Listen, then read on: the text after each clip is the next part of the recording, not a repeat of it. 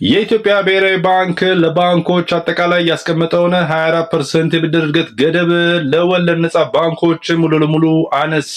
ይህም የሆነው ባለፈው የፈረንጆች ወር ኦክቶበር መጨረሻ ቀናት ሲሆን በዚህም ውሳኔ መሰረት የወለድ ነፃ ባንኮች ልዩ ተጠቃሚ እንዲሆኑ ነው በብሔራዊ ባንክ የተወሰነው።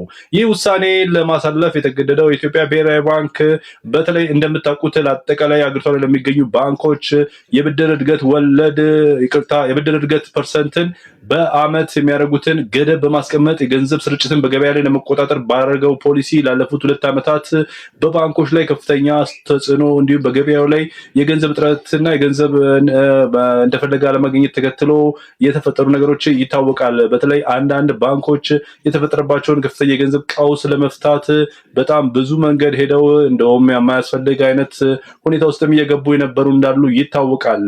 እናም ከዚህ ተከትሎ እንግዲህ የኢትዮጵያ ብሔራዊ ባንክ የብድር አገልግሎት እነዚህ ባንኮች በማመቻቸት ለአንድ ቀን የሚሆን አስቸኳይ የብድር ስርዓት እንዲተገብር በማድረግ ጥረት ላጋጠማቸው ባንኮች የ24 ሰዓት ወይንም ለአንድ ቀን የሚሆን ብድር በቢሊዮኖች የሚቆጠር በጨረታና በወለድ እየተንተራሰ ስርዓት በመከተል ለነሱ መፍትሄ ሲሰጣቸው እንደነበረ ይታወቃል። እና ይህም ሁኔታ በተለይ በወለድ ላይ የተመሰረተ በመሆኑ እነዚህ በሀገራችን ያሉትን የወለድ ነፃ ባንኮች ያላሳተፈ ነበረም።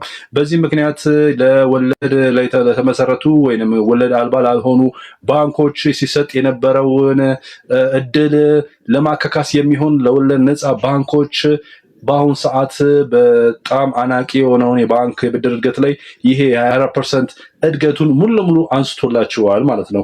በዚህም እንግዲህ የግል ነጋዴዎች ማህበረሰብም ቢሆን ሌሎች ግለሰቦችም ከነዚህ ከወለድ ነፃ ባንኮች ተጠቃሚ መሆን የሚችልበት ሁኔታ ሙሉ ለሙሉ ከፍ ሆኗል ማለት ነው። በሀገራችን እንደምታውቁት እስከ 5 የሚደርሱ የወለድ ነፃ ባንኮች ይገኛሉ። ስለዚህም እንግዲህ እኔም በዚሁ ልጠቁማችሁ ፈልጋለሁ። ሄዱ፣ ብድር ጠይቁ፣ አቅማቸውን ፈትሹ፣ አቅማችሁን ይፈትሹ።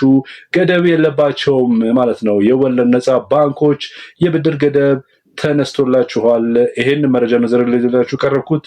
ሰላም።